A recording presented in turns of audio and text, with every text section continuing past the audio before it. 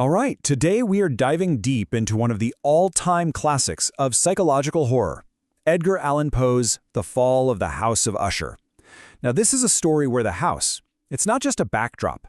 Oh no, it's a living, breathing character, and it's basically consuming everyone and everything in its path. So, let's get into what makes this tale so incredibly chilling. I mean, just listen to that. Poe wastes absolutely no time, does he? From the very first sentence, he just throws us headfirst into this incredibly heavy, oppressive atmosphere. You can almost feel the weight of those clouds. It's not just him setting the scene. He's setting a mood. It's a warning, really.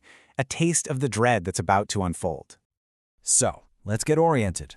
The whole story kicks off with our narrator, who, by the way, we never learn the name of. He's on a journey, heading to this super remote mansion owned by his childhood buddy, Roderick Usher. The reason? He got a letter asking him to come and provide some comfort. But, spoiler alert, comfort is pretty much the last thing anyone is going to find in this place. And look, this isn't your typical haunted house vibe. The second our narrator lays eyes on the place, he's hit with this feeling, this insufferable gloom. He calls it an utter depression of soul. I mean, he even compares it to the crash after an opium high. That's how bleak we're talking.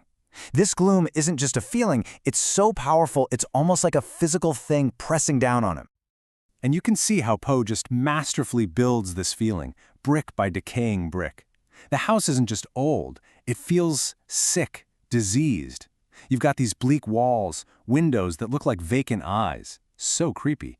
The trees are dead and rotting, and there's this gross-looking lake, or tarn, that's described as black and lurid. Every single detail here is picked for a reason, to just scream death and decay at you. Okay, and right here, this is a huge detail. Our narrator spots something, a crack. It's tiny, barely perceptible, and it zigzags all the way from the roof down to the foundation. Now, you might just think, oh, old house, big deal. But this is Poe we're talking about. This isn't just a crack in the wall. It's a symbol, a massive piece of foreshadowing for a much deeper break, a fracture in the house, sure, but also in the Usher family, and maybe even in reality itself. So, who exactly is living inside this creepy, decaying mansion? Well, we're about to find out.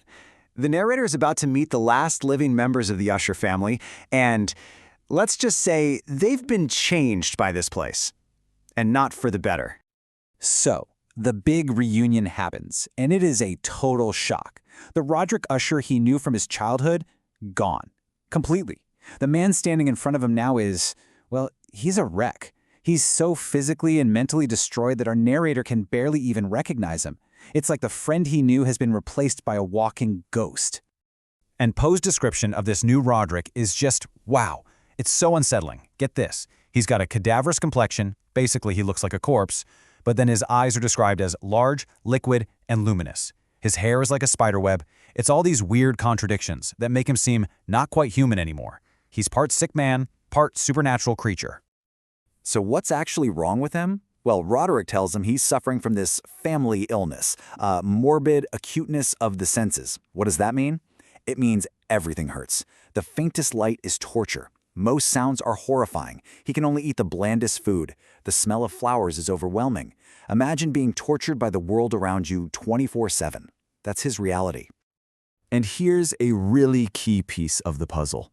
The Usher family line, it's a straight shot. There are no branches on this family tree. For generations, it's just been a direct line of descent. So all the family quirks, the artistic talents, and yeah, the madness, it's all just been getting more and more concentrated over time.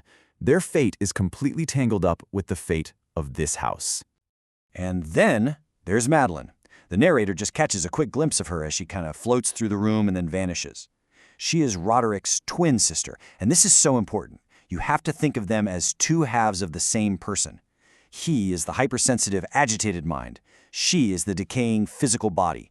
Their weird, supernatural connection is really the core of this whole story. Okay, so our narrator is trying his best, you know? He's trying to cheer Roderick up with paintings and books and music, but nothing works. In fact, the dread in the house just seems to get thicker and thicker, until it leads to Roderick spilling this absolutely wild theory he has about the house. And this is where we really get into Roderick's head. His theory is, well, it's that the house is alive. Not just haunted, but a living, conscious thing. He believes the very stones, The fungi growing on them, the water in the tarm, all of it has a kind of awareness, and it's been slowly molding his family's destiny for generations. So to him, this house isn't a home, it's a predator. And just when you think things can't get any weirder, they do. Roderick just flat out tells the narrator that Madeline is dead. Just like that. But then he makes this really strange request. He doesn't want to bury her right away. He wants to keep her body in a vault inside the house for a couple of weeks. His excuse is something about her weird illness and nosy doctors, but it feels off. So they do it. They carry her down to this creepy vault deep under the narrator's bedroom. And as they're sealing her in the coffin, the narrator sees a few things that totally freak him out. First, he's struck by just how identical the twins look. But then, and this is the terrifying part, he notices she has a faint blush on her chest and what looks like a lingering smile on her lips. Uh-oh. It really seems like they might be burying her alive. Fast forward a few days, a massive storm is raging outside, which is just a perfect mirror for the storm of craziness happening inside. Roderick is completely losing it, so to try and calm him down, the narrator picks up a book and starts reading aloud. The book he picks, though, probably not the best choice. It's an old story called The Mad Tryst, and instead of calming things down, it's about to make everything 1,000 times worse. This part is pure genius. So the narrator starts reading. In the story, a knight named Ethelred smashes down a wooden door, and at that exact moment, they both hear a distant wood-ripping sound from somewhere in the house. Then he reads about the knight killing a dragon that lets out a death shriek, and they hear a harsh, grating, screaming sound. The story is literally happening around them. And that's when Roderick just completely snaps. He jumps up and starts screaming, "We have put her living in the tomb." He confesses that he's been hearing things for days, faint sounds coming from the vault. He's been listening to his sister struggling to get out of her coffin. Those noises they just heard, that wasn't the book. That was Madeline. And she's coming. And boom, the tension just shatters. Everything that's been bubbling under the surface this whole time is about to erupt. We're about to see exactly what the fall of the House of Usher really means.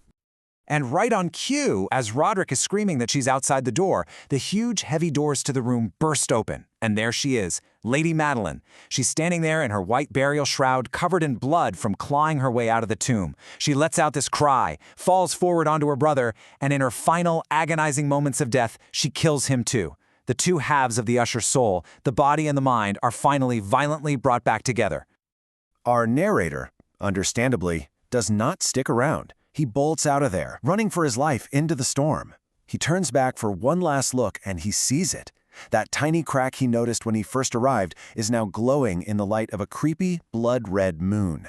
And as he watches, the crack widens, splits, and the entire House of Usher collapses in on itself, sinking completely and silently into that dark, awful lake. So that's it. The house is gone, the family line is gone, everything is just swallowed up. But Poe leaves us with this incredible haunting question. What really was the House of Usher? Was it the actual building? Was it the cursed family bloodline? Or was the whole thing just a metaphor for a single, terrified mind completely collapsing in on itself? And the fact that we can't be sure, well, that's what makes this story an absolute masterpiece.